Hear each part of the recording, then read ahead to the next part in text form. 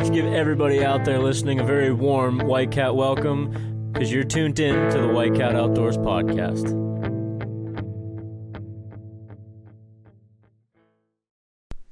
Hey everybody, thanks for tuning in to episode 35 of the White Cat Outdoors podcast. As you know, Frank's in Alaska, so tonight we got Tom again bringing us in. I'm in the studio with my brother Nick. Hey, how's it going? And we also have a very special guest tonight. It's another frequent host or frequent guest of ours, our brother Luke. It's his girlfriend, Cassie. Hello, everybody. Great to have you on the show, Cassie. Yeah, we're glad you could join us, even though Luke's still in class. You were able to swing on over to the old studio. Yeah, thank you guys for having me. So, Tom, what are we talking about tonight? Why did we bring Cassie on? So, Cassie is quite the outdoors woman, I guess you could call it. She in fishing, fly fishing, hunting, hiking. She grew up in the mountains of Pennsylvania, bear country. Elk country. Elk country too, yeah. It's pretty unique. So why don't we go into just a little bit of background information on you, Cassie? Like let's talk about like how her and Luke met real quick, because that's kind of leads you right into what kind of person Cassie is and why we'd want to bring her on. All right, so I guess Luke and I met my freshman year here at Edinburgh University, where we go to college, and we actually met because I joined the fly fishing club, and we went up on a fly fishing trip to Niagara Falls to catch salmon and steelhead and brown trout, and Luke was quite the gentleman, and he really caught my eye. So he was a great guy, and he helped me land my first big brown trout. So I'm used to catching natives and stuff in my small town, and so I caught about a 10 pound brown trout, and Luke helped me reel it in, and since then we kind of hit it off. Nice. So like I think Luke actually might have touched on that a while back, but we've gained some new listeners in the last few months and stuff, so if they didn't listen to that episode, they know now. Just before we had hit recording, or I hit record, I guess, we were talking a little bit about other things that you do besides fishing and stuff that gets you outdoors that I didn't even know. And it seems like you've been around for years with Luke, but has it been even a year yet? Or Nope, it'll be a year in November, so just a couple more months here. Yeah, it feels like forever just because like you fit in with everybody so quickly and all the fishing and stuff. So what else gets you outdoors besides the fly fishing? So currently I love to kayak, fish, I hunt with my family, just being outdoors in general. So I have 4 older brothers. My oldest brother's 15 years older than me, and then it goes down from there. My dad he grew up in the middle of Cameron County, in the middle of endless mountains, and so he was quite the outdoorsman when he was a kid. So I grew up camping with my family, and I always had an interest for the outdoors, learning about it and everything it had to know. Well, that's what basically you're going to school for now, isn't it? Yeah, so my major is environmental geology, and I have a minor in environmental studies. And actually, I wasn't going to major in that. I always said I was going to keep my hobbies separate, but I mean, it's so much easier to learn about something you love, and they say if you love what your job, then you're never working a day in your life, right? I think that's true for sure. I mean, like if you could find out, like my uncle has found a way to get paid to hunt and absolutely loves it. So for somebody like you who's extremely well-rounded in the outdoors, like it's not just fishing for you. So if you can find a way to make a living in that, I can't see how it would feel like work to you. Right. So, I took my hunter safety courses as young as I could. I was like 11 years old or so. And I started hunting with my dad, squirrel and deer and everything. And I've been hunting ever since, and fishing. So when I was younger, when I was in the 4th grade, I started volunteering with a local organization in my community. It's Cameron County Outdoor Youth Activities, and it's basically just an organization to try to get youth into the outdoors and get more people interested in paying attention to all it has to offer. And what aspect of the outdoors did that like group cover? Was it like hunting, every fishing, aspect. hiking? So they offer a youth a pheasant hunt. They offer a youth doe hunt. They teach kids how to shoot archery. They teach kids how to shoot BB guns.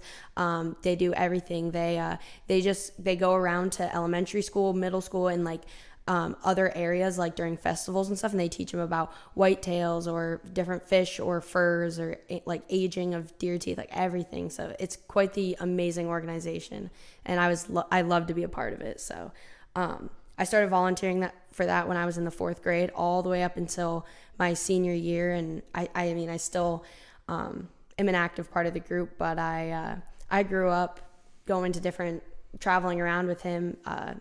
Don Bickford, who is the chairman of, he's the head guy, and I went around with him, and we taught kids like as young as 3 years old how to shoot a Matthews bow. Wow. And you just crank the pounds down and help them out, and just seeing the enjoyment on kids' face when they really learn, and then knowing when kids come back year after year saying, hey, I went out and bought a bow, or I picked it up, or I won a fishing rod at this event, and since then I've grown it to be a hobby. It's like, that's awesome that's what the whole organization is for. So did you come up through the organization and then start volunteering, or like have you always been like a volunteer helping? Yeah, so it actually just started about that time when I was in the 4th grade, and I was a good family friend of Dawn's, and he knew he knew my family and that I was very interested in the outdoors. So I started going to the events, but since I was knowledgeable about pretty much everything they were teaching, he asked me to start being a volunteer. So even though I was volunteering, helping the other kids, I was there learning as well. I was standing there learning all the same information that they were when he was talking and stuff. So okay, so I didn't realize like that it's like a newer thing. Yeah. I don't think our county has a program like that, unfortunately. I mean, there's gun clubs and stuff that do like youth shoots and stuff, but there's nothing that I'm aware of that ties like all aspects of the outdoors into one. It's absolutely amazing. Our county has so much to offer, and it's amazing how many kids and even adults don't take advantage of the area we live in. And so it's quite the privilege. Like, the organization is absolutely amazing, and I attribute a lot of my knowledge and everything to that group. So actually, Don Bickford helped me when I was about 13 years old. He sent me to a conservation camp, Potter County Conservation Camp. I learned how to skin a fisher. We shot muzzle loaders. We shot guns, as well as we went to sewage treatment plants and landfills and everything. And I was only 13 years old, and I was learning about everything about the outdoors. We took little tests and field trips, and that camp was amazing. And then at the age of 16, he actually helped me. He's like sponsored me. He gave me a scholarship to go to the Wildlife Leadership Academy. It's a very well-known high-end camp that is a week long, and you go and you can pick what aspect you want to go to. Where's this camp at? Well, it depends. So they have like a bear's camp, a white-tailed deer, brook trout, a turkey, and so on. I think they're expanding, and so each camp's located somewhere different, but it's quite intense. You have to send in a transcript, a letters of recommendation, like an essay and everything, and there's people who get turned away. So the opportunity to go to that was absolutely amazing. They bring in professionals to teach you. I personally went to the brook trout one because I love water. Water is my specialty, I guess, or so. I went there, and then afterwards I did outreach. So I went to some of the events with Dawn for Cameron County Outdoor Youth Activities, and I talked about my experience at the Wildlife Leadership Academy, and it was just amazing. Dawn also helps with our school's local outdoor club, or our school's outdoor club, so students can get participated, and then he comes in and he helps help organizations, fish stocking, litter cleanups and stuff like that, and helps the kids from the high school get involved. So you said like there was like, it was like a wildlife leadership camp and stuff, like with the like you went to the brook trout one. Yep. What exactly were you doing? Like you talked about like stocking trout and stuff. Yeah. But what exactly, like on the leadership end, like how did that tie into the camp itself? So the camp itself was like it was almost like an academy. I mean, we lined up, we marched, we sang, we did everything. Oh, okay. But we woke up at 6 a.m. and we had class. And then you came out with your pen, your notebooks, and everything, and you learned like about plants and everything, and you have people come in, you take notes, all this stuff. And then we had field study. We'd go out for the day, we'd go to fish hatcheries. Like I got to see an Atlantic sturgeon and paddlefish and all these cool fishes that I've never seen and stuff, and that was awesome. But then it's almost like a camp cadet. I mean, you're disciplined, you're learning and everything. We wore polos, we learned like respect for the outdoors and everything. And I think it was more of the leadership role as an ambassador for the outdoors. They're teaching you to be an advocate for like our nature and the world we live in. They want after the camp, they want you to continue going out and teaching people about, what you learned and all about, respecting our environment and stuff like that. So. Yeah, I'm sure that, not that the reason you did it was for resume building and stuff, but I'm sure that looks really good. Oh, absolutely. On a resume, especially with your major in college, that you participated in stuff like that. That's, it's not required by any means, but you're like, I'm sure that took a week out of your summer or something to go and do. And it was a privilege. I say if I could have went back, and did every single camp, I would have. Yeah, it wasn't, I recommend it to absolutely any kid in like the age range that's available to go. Do you have like, is there like a link or something to it? Or? Yeah, actually, I think they're a very well-known organization. I know that you can Google it. I'm sure they have a website. They're on Facebook. They're everywhere. So in middle school, I suppose I competed at NASP, which is like the National Archery schools in our program. So you go to Penn State University Park and you compete in archery shooting. And I did that. And one time when I was there for an archery competition, I saw the Wildlife Leadership Academy stand, and Don was with us because he helps with outdoor club and stuff. And we walked over and talked to the girl who I'd known since I went there. And not to mention, it's amazing for like connections and networking and stuff. Like the people I met through the program, I bring up their names and people know them, and it's crazy. It's like small world. Yeah, you get easy connections.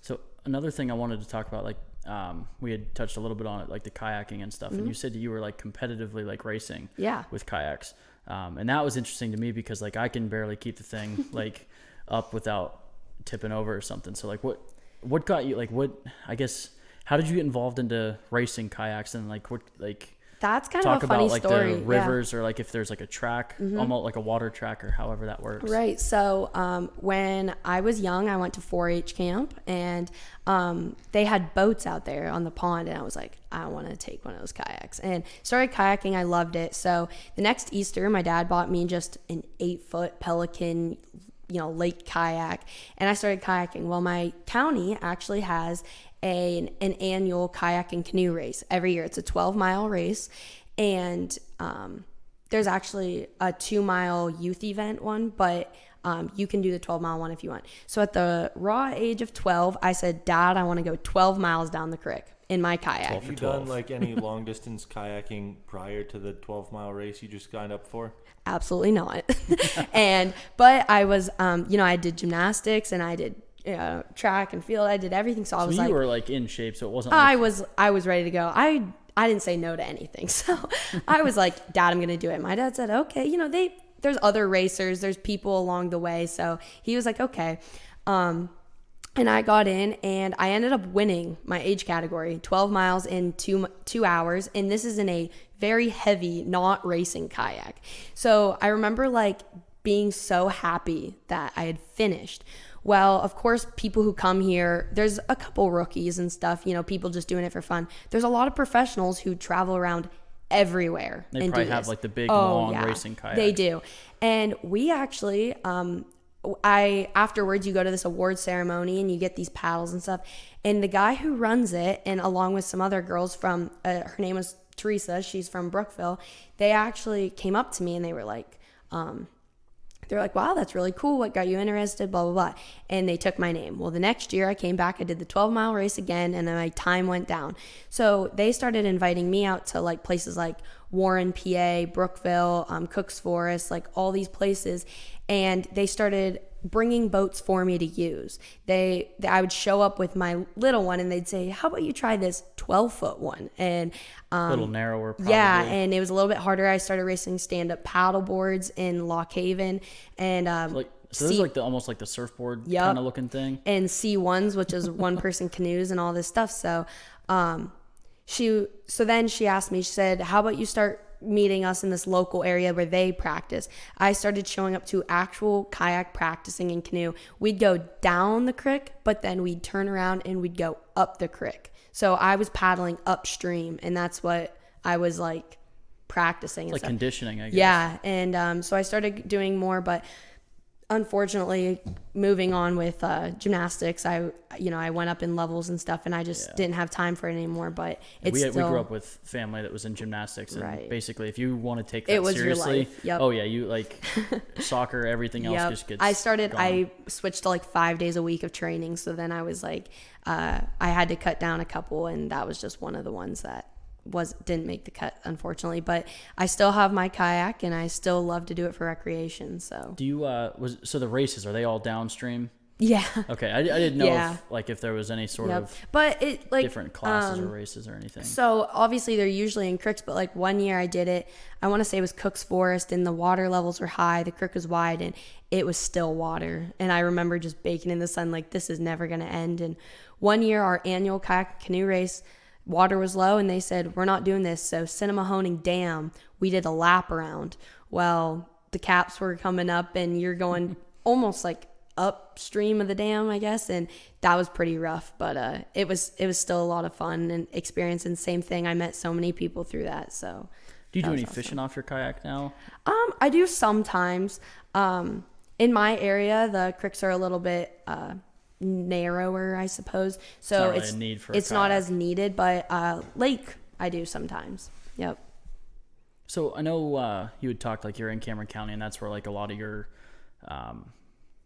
love for the outdoors started and everything. Yes. But there's a lot of people that listen that either maybe aren't familiar with Cameron County, or even that aren't even in this state, that have no idea what Cameron County is. And you're kind of in a unique area for Pennsylvania because of the bear population and the elk population. Right. That I wonder if there's people out there that don't even realize that we have elk in PA. There definitely is. There's people in Pennsylvania that don't realize there's elk in Pennsylvania. Yeah, so talk a little bit about like the uniqueness of Cameron County, and I guess it probably makes it a little bit easier to become like an outdoors enthusiast when you're surrounded by it constantly. Oh, absolutely. I actually came to college, and I talked to someone about that I lived near the elk, and he was like, nuh-uh, you're like joking with me, right? From Colorado? Like, yeah, he was like, we don't have elk in PA, and I was like, oh my. it was funny. But so Cameron County is actually the smallest county in Pennsylvania. It's the Allegheny National Forest area. Small population. There's one school in Cameron County School District. So all of Cameron County. I didn't realize it was that small. Yes, all of Cameron County goes to one high school, and I graduated 47 kids. So if that gives you an aspect on how small it is, and we have one borough, so very small. But as you can imagine, I mean, we're called the land of the endless mountains. That is our slogan and stuff, because our town itself, our borough, is 1 mile by 1 mile surrounded by mountains. It is not unexpected. Like, it's not surprising to see a bear running down Main Street. Like, the police actually like know about it. They'll just shoo it off into the forest, and that's it. People go on about their day. There's I saw a 10-point buck outside my window on Fish Street one. Yeah, 'cause you live kind of in the borough, I guess. Yeah, so I live in the borough, and then I have a camp just 10 miles outside of my house. And pretty cool. Yeah, so Nick and Tom got to come down to my camp this last weekend, and we got to experience some awesome stuff. We have bear that constantly come around with their cubs, and deer, buck, everything like that. It's not unexpected to see wildlife all the time. It's well, I spend pretty much all the time outdoors, and I think I've seen 2 black bears in the wild before I went down to Cassie's camp, and in that weekend I think we saw 6 over the course of 2 days. Yeah. And one was, we were chilling by the campfire, and it was, 25 yards away, just chilling. And I mean, we were all just, went about our evening sitting at the fire, and the black bear was just chilling. And then the one was like the mother with the cubs up in the apple tree. That was kind of cool. Yeah, I guess it's just like surprising to me. Like that's the normal where I live, and that's like how I grew up and I was raised, and I didn't realize that other people didn't experience it as I did. Cameron County actually is like one of the best like hunting and fishing places. Like a lot of people don't know Emporium, but they know Cameron County or Cinemahoning because people come and travel from all over just to hunt hunt like the forest and fish our native trout streams. Like we have brook trout in almost every stream, natives and like stocked and everything. Golden rainbow trout, rainbows and brown trout, just everything. And people come from all over just to see that. Not to mention down Cinemahoning is a big tourist attraction now for the elk. Growing up, like my dad and I were telling you guys, we didn't have all those roads and the restaurants and the parking lots and stuff to see these elk. But recently, it's become a big interest to people from all over. And so now people are coming to our area to check out these elk. And I mean, they're beautiful to us, but it's just crazy that you probably see them like deer at this point. Well, right. Even more of a nuisance, like you said, they destroy your gardens. So there's a lot of people who try to shoo them away because they're eating their gardens, or their antlers brush up on the siding of their house, tear it off, and all sorts of stuff. But imagine. Even seeing them as much as we do, seeing a nice big bull, or like hearing them bugle like in rutting season, all that stuff, it's still just as amazing. Like it's still a wow factor. They are amazing animals, and seeing them, that they're big. But if you've ever seen an elk and a deer in the same field, it's incredible. I mean, think about how heavy it is to carry a buck down off the mountain after you shoot it. But imagine like field dressing an elk. That's like insane. Yeah, it'd be a lot. Yeah.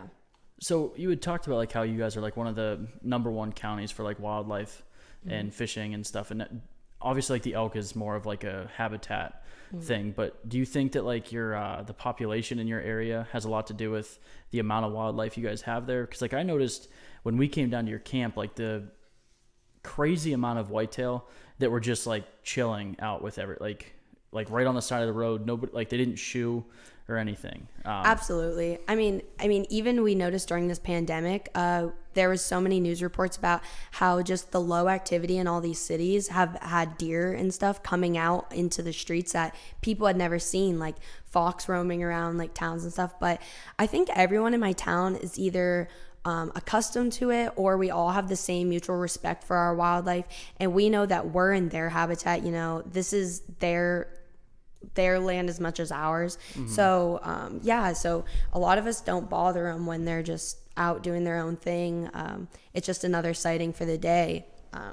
But yeah, we actually, when I work right in downtown Erie, and we had a coyote like right behind the shop during this whole pandemic that like we never had before, and it was just like running through the yard, just like doing coyote things. There's not like a block of woods, and I don't know.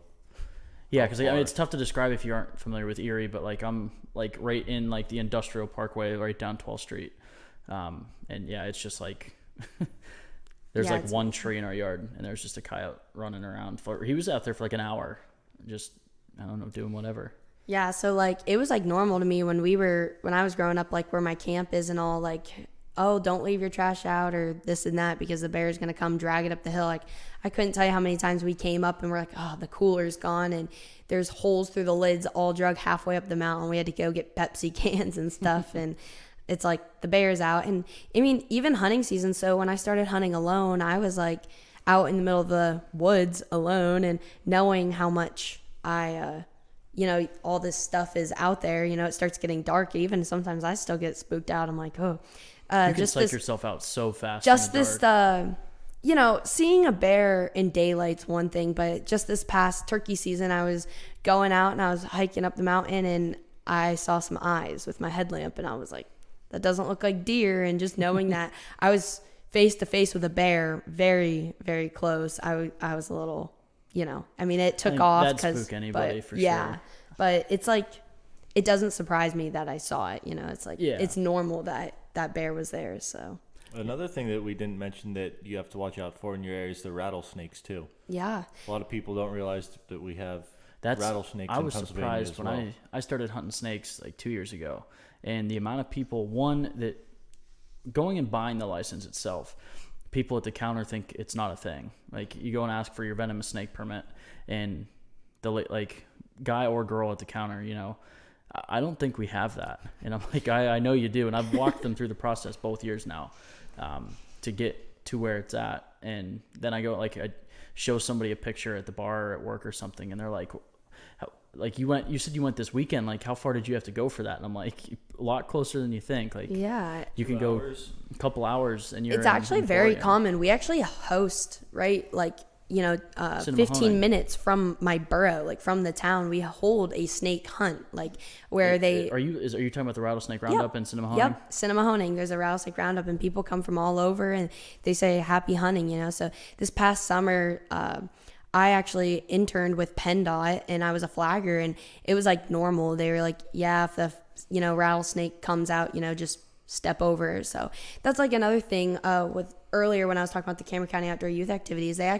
We used to have our Fish and Boat Commission's warden. He used to bring like rattlesnakes to elementary school kids and take it out of the bag, and he was poking around with, from a safe distance and all, but he'd be poking at the stake and stuff. And the amount of like knowledge they teach these kids about like the eyes and the head shape and everything to look out for like venomous snakes. Yeah. And that's information. There's such a misconception. Like, I see and hear people say all the time, like, oh, a rattlesnake's a dead snake, or stuff like that. Or they want to shoot. They're so good for our area. They for fleas and ticks and they're rodents. extremely docile too. Exactly. And they take a lot to aggravate. That was part of his showings, was he was walking around the snake and poking it and stuff. And they give off warnings. Like, if you are in their area, or if they are trying to, protect their den or so, that's when they'll rattle. They are rattling because they're warning you, please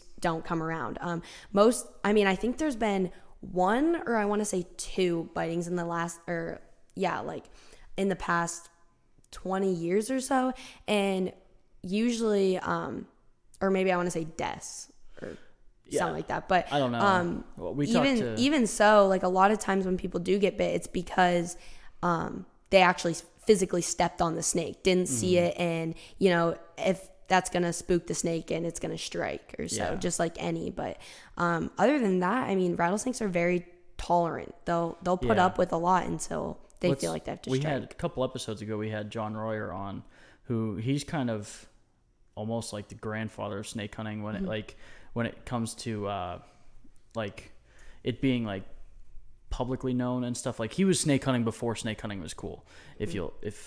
Before you could just go to the outdoor store and pick up your license. Like, when you were applying for permits, he's been doing this for since you could first start hunting rattlesnakes. And he's only witnessed one bite in his years, and he handles 30 to 40 snakes a year, and his only bite he ever witnessed was one of the professionals at the rattlesnake roundup.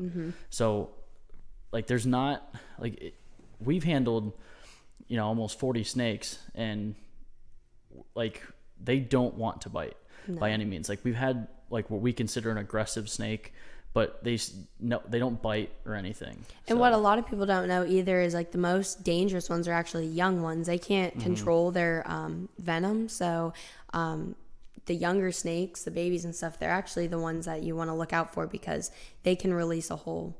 Yeah. Well, some of the adults, a lot of times be dry bites. Right. Because they don't it takes a long time for them to build up that venom, that they don't want to waste it on something they're not going to eat, because they know that they can't eat you. So they're a lot of times they'll be like a dry bite. Right. Yeah. So then I guess in high school, when I was in the 9th grade, I joined what our school has is an envirothon club. And when I talk to people, a lot of them don't even know what that is. People don't even know that exists, but there's a whole local, state competition for it. And basically there's just aspects of the outdoors. You have your soils, water component, your wildlife, and everything like that. You get some team members, and Okay, so you have a team and like you have Yep. like experts, if you will, well, on each. yeah. So that's how they ask. I mean, like that's probably the most logical way to do it. But as for I, who is very like knowledgeable in wanna a know few everything, aspects, yeah. So it's good for everyone to know a little bit about everything. I was in the water component, I suppose, because that's my specialty. That's what That's what is your most interested yeah, in. that's for what my sure. most interest. Fishing's So, probably your number one. yeah, thing. yeah, I love fishing. I love water and everything in that aspect.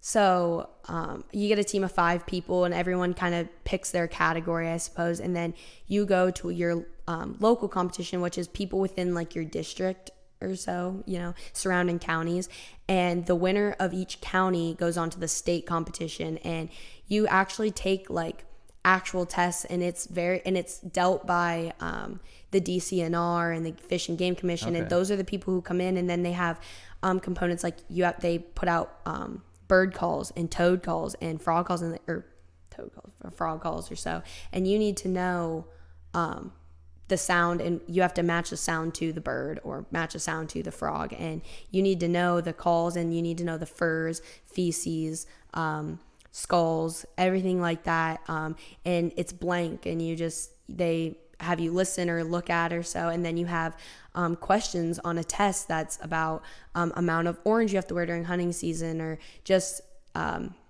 so much. And then another thing I love about that is you learn a lot about invasive species. So I loved learning all about the invasive species, whether it's plants or animals or insects, stuff like that. It's good to know when you're out and about and you see something, and you can contact someone and let them know that there's an invasive species, like, polluting an area or so. But my team in high school went to states all 4 years that I was in high school, and there's an oral component where you need to speak about an issue. They make up a scenario, and so they're basically preparing students who are interested in this stuff for the future and for their jobs. So I, who is going to school for environmental geology, I find that a lot of times in my classes I'm a little bit more knowledgeable or have a head start than some of these other students, because It's been your passion since you were a little kid. I absolutely love it. And so when I was coming to school and I didn't know what I wanted to go for, and I was undecided, I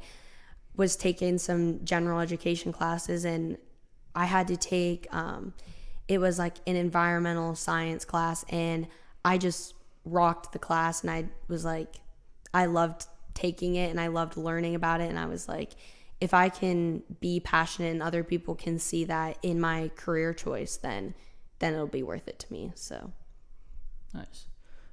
Before we close anything out, like you mentioned, like what you're going to school for and everything, and how, because you love it so much, you hope that you'll never have to work a day in your life. Right. What is your goal after graduation with your degree, or are you undecided with that? Yeah, I'm kind of undecided. I know that with my major and my minor, I get the Bachelor's of Science degree. And I mean, I could work in oil and gas, or say I could work for... So I guess it's broader than I realized. Yeah. Geology is very important, and it's in all aspects. I could work in hydrogeology, which is, water sources. I could work with groundwater or other companies like that. I could even go for as simple as working for DCNR or Fish and Boat Commission or anything like that. So I feel like it's wherever life takes me. I'm willing to take opportunities. If I have an opportunity out west or down south or something, like, I mean, I would take it. I would love to travel. So I would love you're to not experience. against like leaving. I'm not against Cameron leaving the County area. I love where I grew up, and I do have a family camp there, so I'll always have ties back to my hometown. Your roots are always my gonna be roots are there. always there, and no, I'm not opposed to going out and traveling. And if I could even work for, state, national parks, anything like that, that would be absolutely amazing. I'm so passionate for the outdoors and in the environment, and every aspect, as to mention, like there's so much knowledge that you can never stop learning. So this truly is our planet, our one place that we live. So it's like, we got to take care of it. So I think that growing up in my area, in my small town, and just the area I did, it was a blessing. Yeah. I think even the more I think about that, like you're saying, you know, like oil and gas and stuff that you can get into, we had learned earlier this year with where we snake hunt, you know, oil and gas industry is really big down in those mountains. You know, there's pads everywhere. They actually hire like separate companies to come in, like environmentalists basically. The one guy was specific to snakes, and he would go ahead before they put these trails in or the roads or the pads and find dens in certain areas And to like relocate them. Well, no, he would keep they relocated the pads. Nice. Yeah, so they leave the snakes on their natural path and they work around them. That's amazing. So I get, like I said, the more you said it and the more I realized, like, okay, there's actually a lot more like I'm sure like PennDOT probably uses the same sort of thing when they're doing projects. Absolutely. They have to have companies come in and, you know, figure stuff out and everything. It's whenever I tell people I'm going for geology, they're like, oh, rocks. Yeah. And that's what I thought too when I came to school, and that's what Edinboro had to offer. And then the more I got into the geology program and started talking to professors and other students, I was like, this is pretty cool. And there's a lot of available options for jobs and stuff. And then just the cool experiences and stuff. And they talk about previous students and where they ended up and what they're doing. And I was like, this is something I could wrap my head around. So yeah, I'm willing to, you know, I just want to go out and share my love and share my knowledge and hope that other people, you know, can find that passion for the outdoors as well. So nice. And I know I didn't tell you this ahead of time, but I'm sure you, with Luke or whatever, like, are you familiar with our Write It in Pen segment when we bring guests on? No. Okay, so basically what the Write It in Pen is when we bring a guest on, we like to get like just a little like sentence or phrase or something that you kind of like put a lot of weight behind almost, like that you're passionate about, where I mean, if you don't have one right off the bat, that's okay. But I know like early on you had talked about, you know, like a statement that you had made was if you love what you're doing, you're never going to work a day in your life. But if there was something, it doesn't even have to be like a phrase, but something you're passionate about with the outdoors, whether it's, you know, cleaning up your waterways or something to pay attention to with people in the outdoors or growing up in the outdoors. I hate to put you on the spot like that, but no, I guess I don't really have a phrase, but I could just say, you know, like I said the first time, I mean, we get one earth to live on. So, I mean, respect it and love it and grow to love it. And just, if you could do anything each day, if you could pick up one water bottle you see on the side of the road and you throw it away or you recycle it, do it, because it's just that little bit of effort every day. And if everybody did their part every day, then, you know, we wouldn't be having all these problems that we're having as of right now with pollution and all that type of stuff. So that's a really just good do your one. part. Yeah. And I don't think you really could have planned a better one, honestly. That was good right off the top of the head. So thank you for joining us. And I know thanks, Cassie. You said you were a little nervous, but like I think the jitters go away pretty quick. Yeah. At least for most people that come on. I mean, it's especially easy when you're talking about something you love and you're passionate about. Yeah. It's mindless. It's like talking about something that's second nature. It's just my life, you know? Yeah, that was like, my dad was super nervous when we brought him on, and I just told him, like, listen, you're just sitting at camp with us and you're telling us, you know, your favorite story, stuff you're passionate about. And I mean, 2 minutes in and you forget the mic's there. So yeah, I actually, this is kind of off the record, but I had won the National Wild Turkey Federation state scholarship before I came to college. I won locally, and then they put it in for the 64 counties or so. And I actually won state, and I had to write an essay as to what the environment means to me. And I put that, like, I attribute like everything, you know, to my roots and my family and my bringing up. And I think that my passion within my essay is what helped me get that. I mean, I talked about just how in the future I'd love to stay with that and everything. So no, that's a good point. I talked about how what was a desire to learn was soon a desire to teach. So I started I started to outsmart my brothers, and I started to tell my dad things, and when it impressed him, that made me feel kind of cool. So just knowing bird calls or, you know, species and stuff like that, it was pretty awesome. So nice. Well, I'll just go back to what Cassie had said about, you know, taking care of the earth and, you know, pick up water bottles, and while you're outside you can do that kind of stuff. So